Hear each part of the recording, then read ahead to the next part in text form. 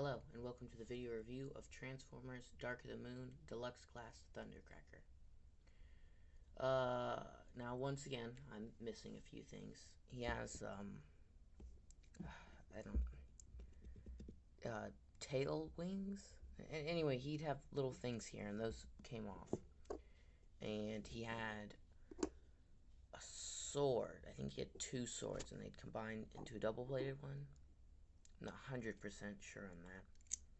But the only accessory of his I do have would be this MechTech gun. But we'll get into that in a little bit. So here he is. He's a pretty nice playing mode. Look a lot nicer though if I had the tail fins, but still. He looks pretty cool. I used to have the Starscream version of this, but I don't know what happened to that. He's a pretty nice plane with a rubber tip up here. But one thing I would like to mention is mine got real, well, not real floppy, but mine got pretty floppy up in the nose cone. So yeah, here's his side, his back, other side, front, and if I try and lay it down like that, and top. There you go. Yes. He's deployable landing gear, as you can see here, and two back there. They don't roll, sadly, but still, it's pretty nice. Let's do a size comparison. So here is Titan Master Shuffler. Yeah, there you go. Yep, come on. Combiner Wars. Scatter Shot, if he would stand up. My previous review, Transformers Classics Deluxe Class Bumblebee. Come on, you. Stand up. Nudge him forward. There we go. So, yeah, there he is. He doesn't scale at all in vehicle mode, but it'd be a lot bigger. I'm hoping to get the Studio Series one. That one looks really good. Put you over there. Alright, there we go. So his only accessory is this MechTech gun, which is not too bad. He can turn into a chainsaw, like this. My only complaint really is, this is my complaint with all of the MechTech weapons. Well, at least all the deluxe ones. It doesn't stay, it doesn't tab in, you know. Would have been nice if there was some sort of like flap that could have folded up and held this, but whatever. So yeah, if you want to store it, there's a port there, and another one right there. It just tabs in there.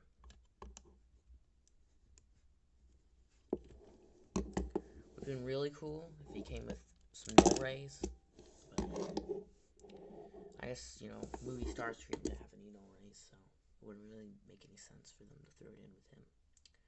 But yeah, so he looks, yeah, pretty good. Movie Starscream, you know, the whole triangle thing and the chicken legs. But I never hated that design. I thought it was pretty interesting. Yeah. So here's his side. His back. Other side and front. So yeah. For his weapon, he can't hold it, like at all. You know, he doesn't have any peg holes there. So you have to tab it in his arm. Just a big tab right there, and you just plug it in. It looks pretty nice. It makes me want some null rays. You know, I think that would look pretty cool. But I wouldn't mind posing them with this in like chainsaw form. I think that'd look pretty cool. But it doesn't tab together, so that's not gonna happen. For other places to put it, he has another port underneath here. his armpit, unless you know, in case you want like a Armada Megatron thing. And for storage, you can peg it on his back. That's about it for his weapon. He has more, but as I stated earlier, I don't have them. So I guess we'll do articulation now. He has a ball joint here, and he can go out that far. Oop, go out that far. You can spin it all the way around. Then he can go up. There's a little joint there. It's more for transformation, but he can go a little higher in case you need that. And then he can go down a little more. He has another hinge here, so he can go forwards about that far. And he can go backwards. I'd say the same amount. There. Also, he has those little clips. Forgot to mention this. But those little clips on his arms, you can clip like little things. I think they got rid of those, but I didn't think those were too bad. Anyway, he's got another ball joint here, so he can spin his arm. It can go forwards that far. And he has a joint here and here, so he can go like this. And then he can also go like this. You can see that. There you go. Okay. He's got a swivel at the head. He can do a full 360, especially if you move that back panel. Then he can do a full 360. One complaint about the head. As you can see, he's got clear eyes. You know, it's a clear plastic. There's even kind of this part of his head. I wish they made some light piping in there. I really like light piping. That's probably my biggest gripe about Siege and Earthrise. I think Kingdom. I haven't looked at those toys too much, though. I like light piping. But anyway, he's no waist articulation whatsoever because of transformation. He can kick his leg forwards about that far, and he can kick it back a little less, but if you move his leg out of the way, then he can do it the same amount. He's got a hinge here, so he can swoop it forward, but that's probably just for transformation. Then he has a swivel here, and then a hinge joint here, so he can move his leg back that far, then move it forwards that far, and he even has a little toe articulation. So yeah, he's got pretty good articulation. It's definitely not the worst I've ever seen on a figure. So let's do some size comparisons. You can see him. Titan Master Shuffler. If it would focus. Oh, it's not focusing, is it?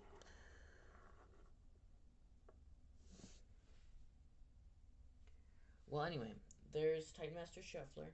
Here's Combiner Wars, Voyager Class, Scattershot. In my previous review, Transformers Classics Deluxe Class Bumblebee, which he's only slightly taller than, so yeah. Can't think of really anything else to compare him to. I guess might as well do him. Here is Studio Series Movie 1 Megatron. Let me just get him right there.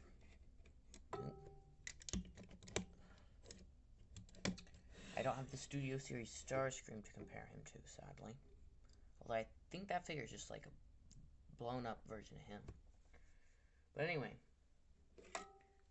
put him back down there and get Shuffler out of the way. Alright. Pull him forwards. Come on. Focus. Give it a minute. Come on.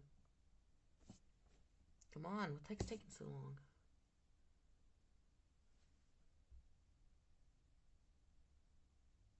It's not focusing. There we go. Okay. Yeah, I don't know why it wasn't focusing. But anyway, this is about it for the robot mode. So I will see you in a second. I think that Dark of the Moon Thundercracker is a great figure. And if you enjoy the look of the movie aesthetic and you can't get a hold of the Studio Series one, which I haven't had that figure. I'm hoping to get it eventually. But that's the one I suggest over this one. Yes, he's very nice. You have to like the whole movie thing, though, before consider getting him. But yeah, on a scale of 1 to 10, I give him maybe a 7, because he's quite have perfect articulation. He's not too bad, though. And he's shorter than I'd like. But still, 7 round there, I'd say, maybe 7.5. But yeah, this has been my video review for Transformers Dark of the Moon Deluxe Class Thundercracker. See you next time.